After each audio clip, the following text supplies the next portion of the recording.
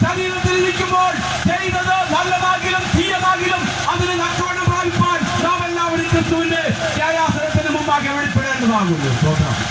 ഒരു ന്യായവിധിയുണ്ട്, അന്തിമമായിട്ടൊരു ന്യായവിധിയുണ്ട്.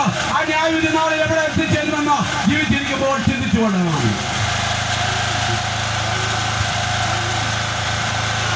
അതുകൊണ്ട് എന്നെ കേൾക്കുന്ന പ്രിയ ശ്രോതാക്കളെ, മരണാനന്തരം ഒരു ജീവിതമുണ്ടെങ്കിൽ അതെവിടെ എത്തിച്ചേരുമെന്നുള്ളത് നാം ഈ ലോകത്തിലായിരിക്കുമ്പോൾ, നമ്മുടെ ശരീരത്തിൽ ആത്മാവുള്ളപ്പോൾ, ജീവനുള്ളപ്പോൾ നാം ചിന്തിച്ചു കൊള്ളണം. എന്തെന്ന് ചോദിച്ചാൽ, യോഹന്നാന്റെ സുവിശേഷം 14-ാം അധ്യായത്തില് ഇങ്ങനെ രേഖപ്പെടുത്തിയിട്ടുണ്ട്: നിങ്ങളുടെ ഹൃദയം കലങ്ങിപ്പോകരുത്, ദൈവത്തിൽ വിശ്വസിപ്പിൻ, എന്നിൽ വിശ്വസിപ്പിൻ. എന്റെ പിതാവിന്റെ ഭവനത്തിൽ അനേക വാസസ്ഥലങ്ങളുണ്ട്, ഇല്ലെങ്കിൽ ഞാൻ നിങ്ങളോട് പറയുമായിരുന്നു. എന്നാൽ ഞാൻ സ്ഥലമെടുക്കുവാൻ പോകുന്നു. ഞാൻ പോയി സ്ഥലമെടുക്കിയാൽ പിന്നെയും വന്ന് ഞാൻ ഇരിക്കുന്ന ഇടത്ത് നിങ്ങളെ ഇരുത്തേണ്ടത്, പിന്നെയും വന്ന് നിങ്ങളെ എന്റെ അടുക്കൽ ചേർത്തുള്ളൂ. ഇപ്പോൾ ത്രിതല പഞ്ചായത്ത് തെരഞ്ഞെടുപ്പുകൾ കഴിഞ്ഞിട്ടുണ്ട്. അതിന്റെ കോലാഹലങ്ങൾ കഴിഞ്ഞ ദിവസങ്ങളിൽ നാം കണ്ടു കഴിഞ്ഞു. ഏതെങ്കിലും ഒരു സ്ഥാനാർത്ഥി മുൻപ് ഏതെങ്കിലും അധികാര സ്ഥാനത്ത് ഇരുന്നുവെങ്കിൽ അവരുടെ സംഘാസനം അല്ലെങ്കിൽ അവരുടെ കസേര കൊടുക്കാമെന്നും പറഞ്ഞ് ആരെങ്കിലും വന്നത് വീണ്ടും എന്നെ ജയിപ്പിക്കണമെന്ന് പറഞ്ഞിട്ട് വന്നത്. എന്നാൽ യേശു എന്താ ചെയ്തത്? ഞാൻ ഇരിക്കുന്ന ഇടത്ത് നിങ്ങളെയും ഇരുത്തേണ്ടതിന് ഞാൻ പിന്നെയും വന്ന് നിങ്ങളെയായിട്ട് എടുക്കാൻ ചേർത്തുകൊള്ളും. ആ സുദിനം ഏറ്റവും സമീപമായിരിക്കുന്നു പ്രിയമുള്ളവരെ. എന്തെന്ന് ചോദിച്ചാൽ, ഈ ലോകത്തിന്റെ സ്ഥിതിഗതികൾ അപ്രകാരമാണ്. ദൈവത്തിന് സ്തോത്രം.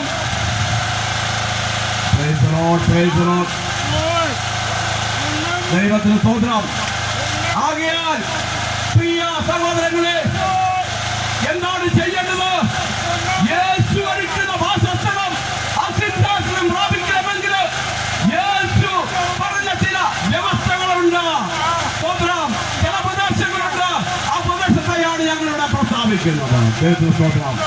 നാമൊക്കെ ഇന്ത്യക്കാരാണ്. പക്ഷേ ഇന്ത്യ വിട്ട് മറ്റൊരു രാജ്യത്തിലേക്ക് പോകണമെങ്കിൽ അവിടുത്തെ നിയമങ്ങളും ചട്ടങ്ങളും പാലിക്കണം. പക്ഷേ അത് അവിടെ ചെന്ന് പാലിച്ചാൽ മതി.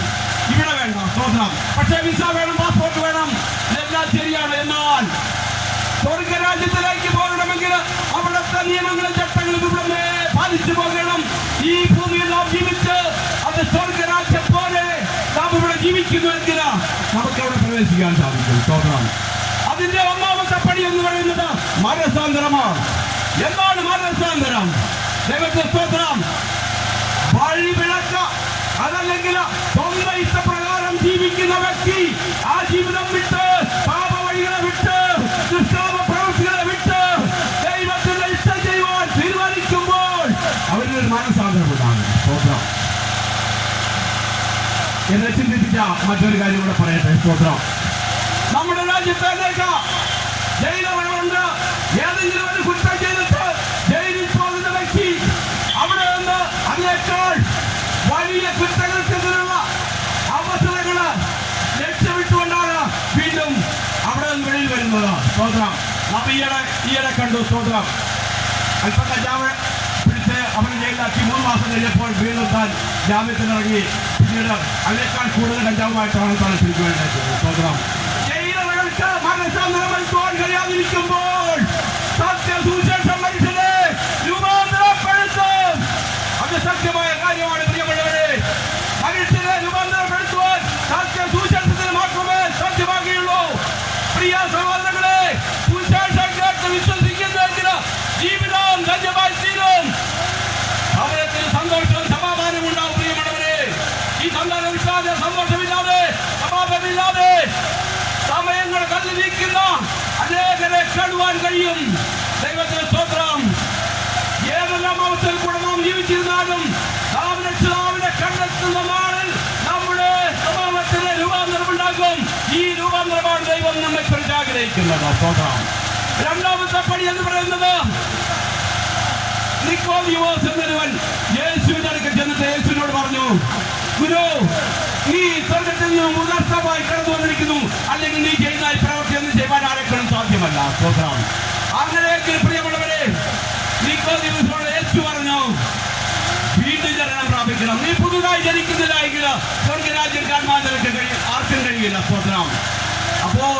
നിക്കോദീമോസ് ചോദിച്ചു, വൃദ്ധനായതിനു ശേഷം വീണ്ടും അമ്മയുടെ ഉദരത്തിൽ കടന്നിട്ട് എങ്ങനെ ജനിക്കും? സ്തോത്രം.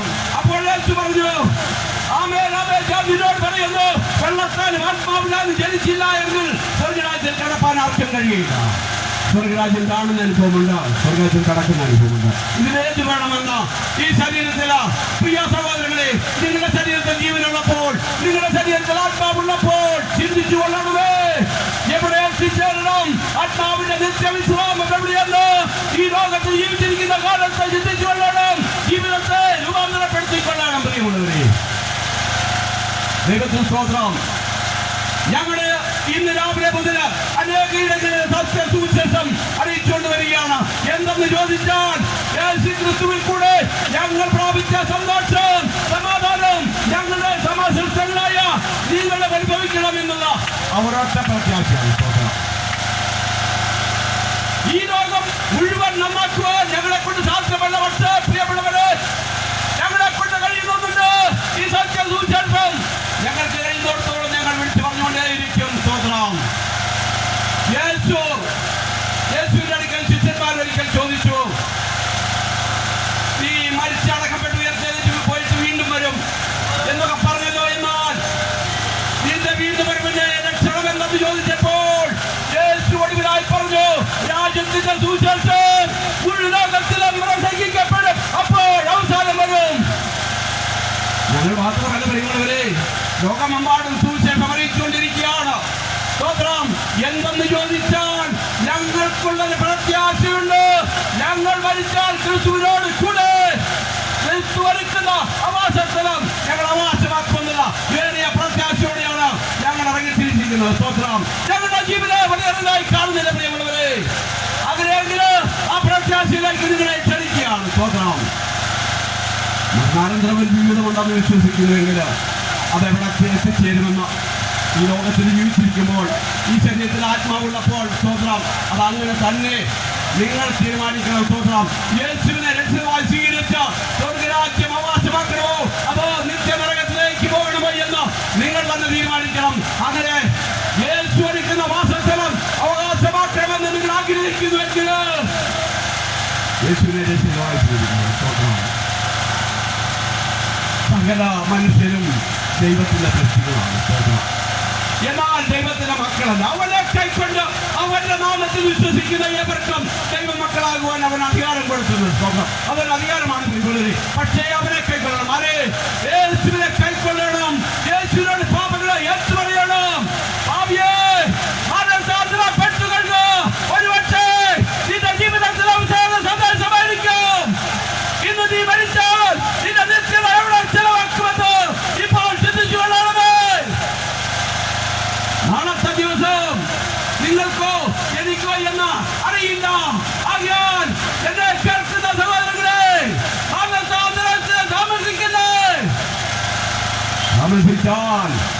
താമസിച്ചാൽ ഇന്ന് രാത്രി നിന്റെ ജീവിതം നിന്നോട് ചോദിച്ചാൽ നീ എവിടെ എത്തിച്ചേരുമെന്ന് ഈ പൽക്കാലം ഓർത്തുകൊള്ളണമേ. ദൈവത്തിന് സ്തോത്രം. ദൈവങ്ങൾ വൈറ്റത്തില്ല. ആ വിശ്വാസത്തിനാണ് ദൈവം വൈറ്റത്തിലെ വിശ്വാസത്തിനാണ്. പക്ഷേ ഇവിടെ അനേകര് പല വാഗ്ദാനങ്ങളുമായി ഇപ്പോൾ ഈ കഴിഞ്ഞ ദിവസങ്ങളിൽ നമ്മുടെ അടുക്കൂടെയൊക്കെ വന്നു. പക്ഷേ അത് വാഗ്ദാനങ്ങൾ പേപ്പറിൽ മാത്രമേ കാണത്തുള്ളൂ.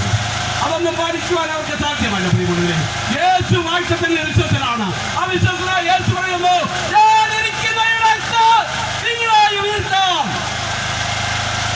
ആരും സമ്മതിക്കാത്ത കാര്യമാണ്.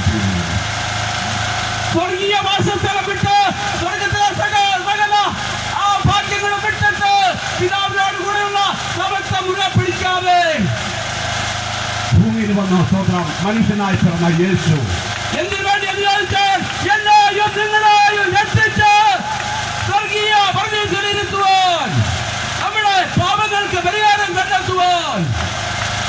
രക്തം ചെന്നിട്ടല്ലാതെ മോചനമില്ല. പാപമോചനത്തിന് വേണ്ടിയിട്ട് യേശു തന്റെ രക്തം മുഴുവനുമായി കാൽവരി ക്രൂസിൽ ഒഴുക്കി. ആ ക്രൂസിലേക്കൊന്ന് നോക്കാമോ? കണ്ടാൽ മനുഷ്യനാണോ എന്ന് തോന്നുമാറ് അവനതി വിരൂപമായിരുന്നു. ക്രൂസിൽ കിടക്കുന്ന യേശുവിനെ യേശു ക്രൂശിക്കപ്പെടുന്നതിനും 600 പരം വർഷങ്ങൾക്ക് മുമ്പ് പ്രവാചകൻ എഴുതി വെച്ചു.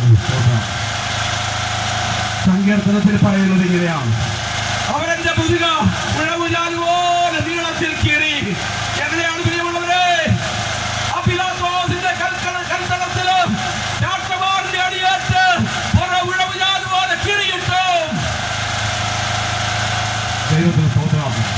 മാനവകുലത്തിന്റെ രക്ഷ തന്റെ മനോമുഖത്തിൽ തെളിഞ്ഞതുകൊണ്ട് ആ കഷ്ടം മുഴുവനും സഹിച്ച യേശുവിനെയാണ് ഞങ്ങൾ സ്ഥാപിക്കുന്നത്.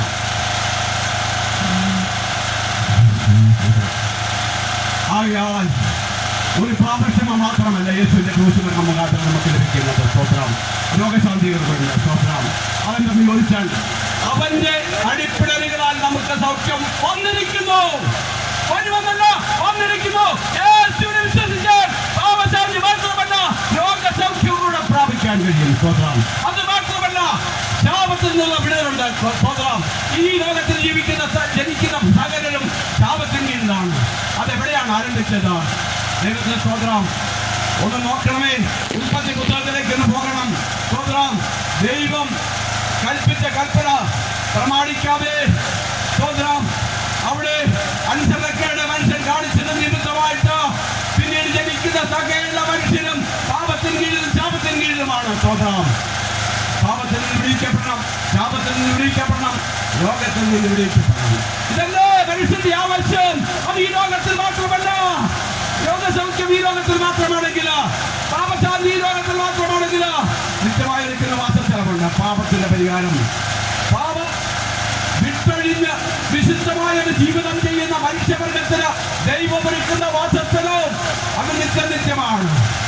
നരകവും നിത്യമാണ്. സ്തോത്രം. സ്വർഗവും നരകവും ഈ ഭൂമിയിലാണെന്ന് വിശ്വസിക്കുന്ന ചിലരെ കാണുവാൻ കഴിയും. എന്നാൽ ഞാനൊരു കാര്യം പറയട്ടെ പ്രിയമുള്ളവരെ, ഇവിടെ നമ്മുടെ ജയിലുകളിൽ കഴിയുന്ന അനേകരുണ്ട്. കുറ്റം ചെയ്തവരാണ്. സ്തോത്രം. കുറ്റം ചെയ്യാത്ത നമ്മളൊക്കെ പുറത്തുകൂടെ സ്വാതന്ത്ര്യമായിട്ട് നടക്കുകയാണ്. അവർക്ക് സ്വാതന്ത്ര്യമില്ല. സ്തോത്രം. ദൈവം കൽപ്പിച്ചതിന് വിരോധമായി പ്രവർത്തിക്കുന്നവർക്ക് ദൈവം ഒരുക്കുന്നതിന് ന്യായവിധി ഒരു നരകപ്പാളയമാണ് ഈ നരകം. അത് നിത്യമാണ്. സ്തോത്രം. പിന്നീട് അതിൽ നിന്ന് മോചനമില്ല. അവിടെ രക്ഷപ്രാപിക്കാൻ അവകാശങ്ങളില്ല. അതിനുവേണ്ടി അവിടെ ക്രൂശിക്കപ്പെടുവാൻ യേശുവില്ല. യേശു ഈ ലോകത്തില് ജനിച്ച് മരിച്ച് അടക്കപ്പെട്ട് ഉയർത്തുന്ന യേശു പറയുന്നു, ഞാൻ ഒരു സ്ഥലമൊരുക്കുവാൻ പോകുന്നു. ഞാൻ പോയി സ്ഥലമൊരുക്കിയാൽ ഞാനിരിക്കുന്ന ഇടത്ത് നിങ്ങൾ ഇരിക്കേണ്ടതിൽ പിന്നെയും വന്ന് നിങ്ങളെ എൻ്റെ അടുക്കൽ ചേർത്ത് പോകാം. അതിന്റെ നാളുകൾ ഏറ്റവും നാശനമായിക്കൊണ്ടിരിക്കുന്ന ഈ കാലയളവില് പ്രിയ സഹോദരങ്ങളെ ഒരുങ്ങുവാനുള്ള സമയമാണ്. സ്തോത്രം. ഒരു പാട്ടുകാരൻ ഇപ്രകാരം പറയുന്നു, സൈന്യബലത്താൽ രാജ്യങ്ങളാകെ തകർന്നുടഞ്ഞിടുന്നു ദിനം ദിനമായി. സ്തോത്രം. സൈന്യത്തിന്റെ ബലം കൊണ്ട് അനേക രാജ്യങ്ങളിൽ നിന്ന് തകർന്ന് തരിപ്പണമായി കോൺക്രീറ്റ് കൂമ്പാരമായി മാറ്റപ്പെട്ടുകൊണ്ടിരിക്കുമ്പോൾ നിത്യനിത്യമായൊരു വാസസ്ഥലം ഒരു സ്വർഗീയ കടൽ യേശു ഒരുക്കിയിട്ടുണ്ട്. ഓരോക്കും എടുക്കുവാൻ കഴിയാത്ത, ഒരുത്തർക്കും നശിപ്പിക്കുവാൻ കഴിയാത്ത ഒരു വാസസ്ഥലം. ആ വാസസ്ഥലം വാസമാക്കുവാനാണ് ഞാൻ നിങ്ങളെ ആഹ്വാനം ചെയ്യുന്നത്. ദൈവത്തിന് സ്തോത്രം. ദൈവത്തിന്റെ കൈപ്പിടിയായ ഈ ഭൂമി വെന്തുപോകും. ദൈവത്തിന് സ്തോത്രം. മനുഷ്യന്റെ പണികൾ മുഴുവൻ വെന്തുപോകും. തിരുവചനം അങ്ങനെ പറയുന്നു. ഭൂമി തീക്കായി സൂക്ഷിച്ചിരിക്കുന്നു. ഈ തീയിൽ വെന്തിരിഞ്ഞു പോകാതെ നിത്യമായി യേശു ഒരുക്കുന്ന വാസസ്ഥലം അവകാശമാക്കുവാൻ നിങ്ങളെ ഞങ്ങൾ ആഹ്വാനം ചെയ്യുകയാണ്. സ്തോത്രം. സമയം ഞങ്ങളുടെ മുമ്പിൽ അധികമില്ല. അതുകൊണ്ട് ഞാൻ എൻ്റെ വാക്കുകൾ ഇവിടെ അവസാനിപ്പിക്കുവാൻ ആഗ്രഹിക്കുകയാണ്. അതിനു മുമ്പ് ഒരു കാര്യം കൂടെ പറഞ്ഞുകൊള്ളുക. സ്തോത്രം. നിങ്ങൾ എത്ര ധനവാനാണെന്നുള്ളത് ദൈവത്തിന് പ്രശ്നമല്ല. എത്ര പാവപ്പെട്ടവരാണെന്നുള്ളത് ദൈവത്തിന് പ്രശ്നമല്ല. സാമ്പത്തിക നിലവാരങ്ങളൊന്നും ദൈവത്തിന് പ്രശ്നമല്ല. സ്തോത്രം. നിങ്ങളുടെ സ്ഥിതി എന്ത് തന്നെയായിക്കൊള്ളട്ടെ, എത്ര മാറാത്ത രോഗം പിടിച്ച വ്യക്തിയായിക്കൊള്ളട്ടെ, നിങ്ങളെ സൗഖ്യമാക്കുവാൻ യേശുവുണ്ട്. ഇത് ഞാൻ പറയുന്നതിനൊരു കാരണമുണ്ട്. സ്തോത്രം. 4 പ്രാവശ്യം അറ്റാക്ക് വന്നിട്ടും ഒരു ഡോക്ടർമാരെ സമ്മതിക്കാതെ സൗഖ്യം പ്രാപിച്ച വ്യക്തിയാണ് നിങ്ങളുടെ ഈ സുവിശേഷം പറയുന്നത്. സ്തോത്രം. ഞാൻ മരിക്കത്തില്ല എന്ന് പറയുന്നില്ല. പക്ഷേ അറ്റാക്ക് വന്നോ വേറെ ഏതെങ്കിലും ചോദിച്ചാൽ മരിക്കും. പക്ഷേ മരണത്തിൽ എനിക്കൊരു പ്രത്യാശയുണ്ട്. ആ പ്രത്യാശ നിങ്ങൾക്കുണ്ടോ? ഈ ലോകത്തിൽ തിന്നുകുടിച്ച് ഇഷ്ടംപോലെ ജീവിച്ചിട്ട് നിത്യനരകത്തിലേക്ക് പോകുന്നതിനേക്കാൾ യേശുവിനെ രക്ഷിതമായി സ്വീകരിച്ചുകൊണ്ട് യേശു ഒരുക്കുന്ന വാസസ്ഥലം അത് നിത്യമാണ്. അവിടേക്ക് നിങ്ങളെ ആഹ്വാനം ചെയ്തുകൊണ്ട് ഞാൻ എൻ്റെ വാക്കുകൾ അവസാനിപ്പിക്കട്ടെ. ദൈവം എന്തിനേക്ക് അനുഗ്രഹിക്കുന്നതായിട്ട് സ്തോത്രം. സമയം എല്ലാ സഹപാഠികൾക്കും നാമത്തിലുള്ള സ്നേഹബന്ധങ്ങളെ അറിയിക്കുകയാണ്. ഇപ്പോൾ ഞങ്ങൾ പ്രാർത്ഥിച്ച് ഇതിനെ അവസാനിപ്പിക്കും. നാമത്തെ ശ്രദ്ധിക്കുന്ന കർത്താവ് അല്പസമയം ഈ സ്ഥലത്ത് നാമത്തെ മഹത്വപ്പെടുത്തുക, കർത്താവിന്റെ വരുവാനുള്ള നാടുകളിലേക്ക് പ്രവർത്തിക്കുവാൻ, നിത്യരാജ്യത്തിലേക്ക് പ്രവർത്തിക്കുവാൻ, മനുഷ്യത്തിനുള്ള ശേഷമുള്ള അവസ്ഥ ബോധനം കൊടുപ്പാൻ മനുവാസനെ ജോലിക്കാനായി സ്തോത്രം. കർത്താവേ, ഈ വരുന്ന ഞായറാഴ്ച ദിവസങ്ങളിൽ അമയിലെ നടക്കുന്ന സുവിശേഷ യോഗങ്ങളിലേക്ക് ഈ ദേശവാസികളെ ക്ഷണിപ്പാൻ നിർത്തിയ ഈ പരസ്യ പ്രചാരണം അത് കേട്ടുകൊണ്ട് ഹൃദയങ്ങളിൽ നന്മയായി പരിണമിക്കുമാറാവുന്ന പ്രാർത്ഥിക്കുന്നു. ഞങ്ങളുടെ മുമ്പാകെ ബുദ്ധികെട്ടവരായി അല്ലെങ്കിൽ അന്ധബുദ്ധികളായി രക്തബുദ്ധികളായി പ്രവർത്തിച്ചുകൊണ്ട് നമ്മളെ ദൈവം പ്രവർത്തിക്കണമെന്ന് നാമത്തെ മഹത്വപ്പെടുത്തുമാറാവുന്ന പ്രാർത്ഥിക്കുന്നു. ഒരിക്കൽ മരിക്കുകയും പിന്നെ രാവിലെ മനുഷ്യന്റെ ജീവിച്ചിരിക്കുകയാണ്. ജീവനോട് എനിക്ക് സുബോധത്തോടെ എനിക്ക് മനസ്സാധിക്കപ്പെട്ട സുവിശേഷത്തിൽ വിശ്വസിപ്പാൻ കർത്താവായ യേശുവിനെ കർത്താവായി സ്വീകരിച്ച് പാപക്ഷമരാകുമ്പോൾ നിന്റെ ജീവൻ പ്രാപിപ്പാൻ ഈ വചനങ്ങൾക്ക് വരെ ശബ്ദം കേട്ടവരെ വിവരിക്കൊണ്ട് പ്രാർത്ഥിക്കും. ഈ ദേശത്തെ ദൈവമാത് വെളിപ്പെടുത്തണം. നീ അവിടുന്ന് സ്വരൂപത്തിന് സാധിച്ചിട്ടും സംരക്ഷിക്കായ സൃഷ്ടിച്ച് അതോ മക്കളെ ഇപ്പോൾ ദൈവത്തിന്റെ പ്രസ്താവന തോന്നുന്നു പ്രാർത്ഥിക്കും. ഞങ്ങൾക്ക് പകൽ മുതൽ കർത്താവേ പ്രഭാതം മുതൽ ഈ സമയം വരെ ദൈവവാദികളിൽ ജനങ്ങൾക്കൊക്കെ ദൈവത്തെ മഹത്വപ്പെടുത്തും. ദൈവരാജ്യത്തെ ഘോഷിപ്പാക്കുന്ന അവസരങ്ങൾക്കായി സ്തോത്രം. അല്പാൽപമായി ചെലവഴിക്കുന്ന രാജ്യങ്ങൾ വായിക്കുന്നവരുടെ ദൈവം പ്രവർത്തിക്കണം. നീതി വിഗ്രഹകരമാക്കണം. ഞങ്ങളുടെ പ്രവർത്തനങ്ങളിൽ കൂടെ ഇരിക്കണം. ഞങ്ങളുടെ ഹൃദയങ്ങളിൽ പ്രവർത്തിക്കണമേ. നല്ല ആത്മാവിനെ യേശുവിന്റെ മഹത്വപ്പെടുത്തുവാൻ ഇവിടെ പ്രകാശിപ്പിക്കാമെന്ന് പ്രാർത്ഥിക്കും. ദൈവരാജ്യ ഭക്ഷണം പറഞ്ഞല്ലോ, നീതി സമാധാനം പരിശുദ്ധാത്മാവും സന്തോഷമാണല്ലോ. അതുകൊണ്ട് ആ നീതികളെ പെടുത്തണമേ ഞങ്ങൾ പ്രാർത്ഥിക്കും. സ്തോത്രോടെ സഹായിച്ചതിനായി സ്തോത്രം. നമ്മുടെ യാത്രയിൽ കൂടെ ഇരിക്കും. രാത്രിയാൽ നികഴ്ത്തുന്നതിനാൽ സ്തോത്രം.